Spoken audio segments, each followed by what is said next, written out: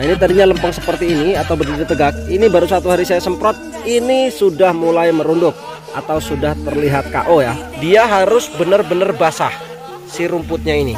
Ini sintrong juga ikut merunduk seperti ini. Kalau sudah merunduk seperti ini nanti dapat beberapa hari pasti dia juga bisa KO. Dan yang lainnya juga ya.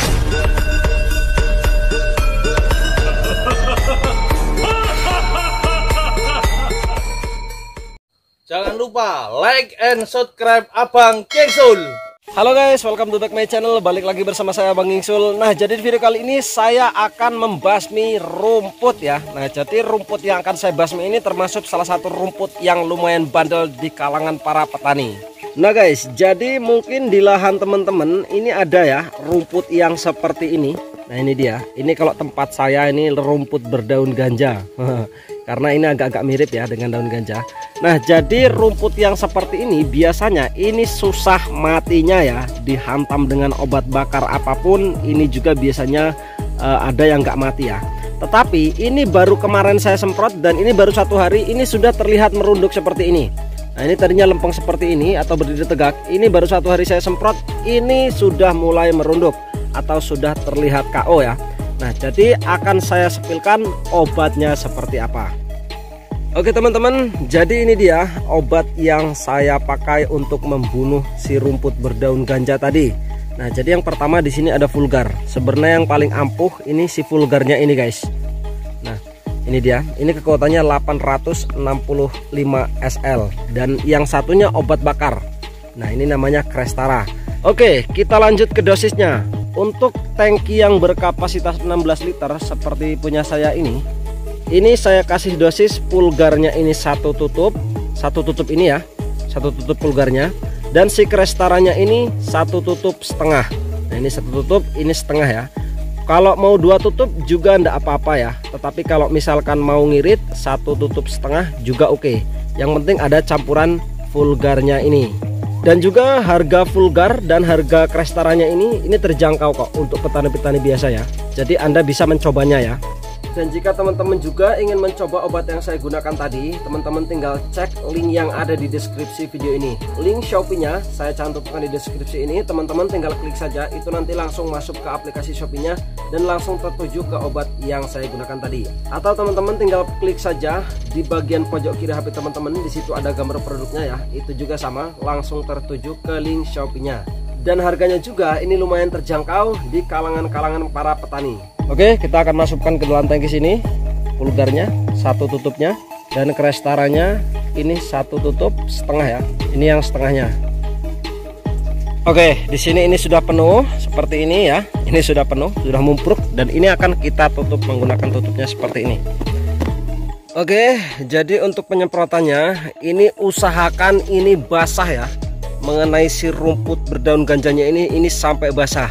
Caranya ini si sprayernya ini, nah ini dia ujungnya ini dikendorin ya, dikendorin dikit. Kalau dikendorin dikit dia memang nggak buyar, tapi dia itu besar keluarnya sehingga ini cepat banget untuk membasahi si rumput berdaun ganja ini. Ini sudah saya kendorkan sedikit ya, dan ini saya contohkan seperti ini. Nah dia nggak megar ya, tetapi dia keluarnya ini banyak sehingga ini mudah banget untuk membasahi si tanaman berdaun seperti ganja ini.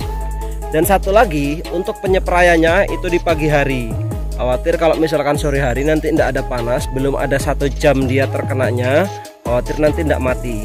Tapi kalau misalkan sudah 1 jam atau syukur-syukur lebih ya setelah disemprotnya terus kena hujan, itu insya Allah aman, dia masih bisa mati guys. Makanya untuk mengantisipasi itu nyemprotnya di pagi hari biar lebih jos hasilnya. Nah di sini juga ada contohnya lagi ya. Nah ini saya baru kemarin sore nyemprotnya, ini sudah terlihat seperti ini, dia merunduk. Ini baru 1 hari ya, belum beberapa hari ke depannya. Dan ini dipastikan kalau seperti ini sudah mati ya. Nah bahkan di sini ada sintrong guys. Ini sintrong juga ikut merunduk seperti ini. Kalau sudah merunduk seperti ini nanti dapat beberapa hari pasti dia juga bisa KO. Dan yang lainnya juga ya. Nah ini rumput-rumput yang bandel biasanya ini kayak gini. Ini sudah mulai merunduk, sudah mulai KO ya. di hari keempat ini sudah mulai gosong atau sudah mulai kering guys.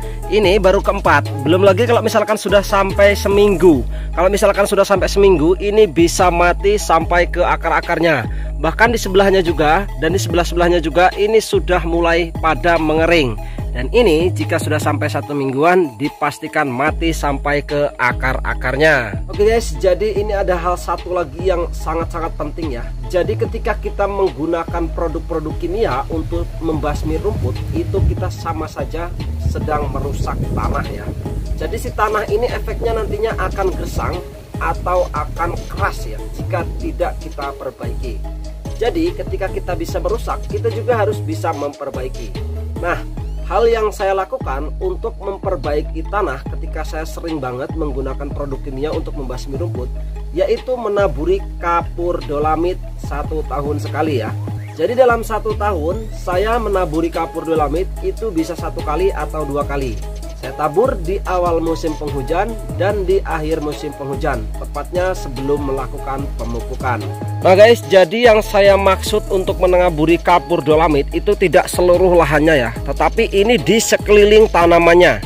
Nah, jadi di sekeliling tanamannya ini saya taburi kapur dolamit, baik tanaman pisang atau mau tanaman kopi.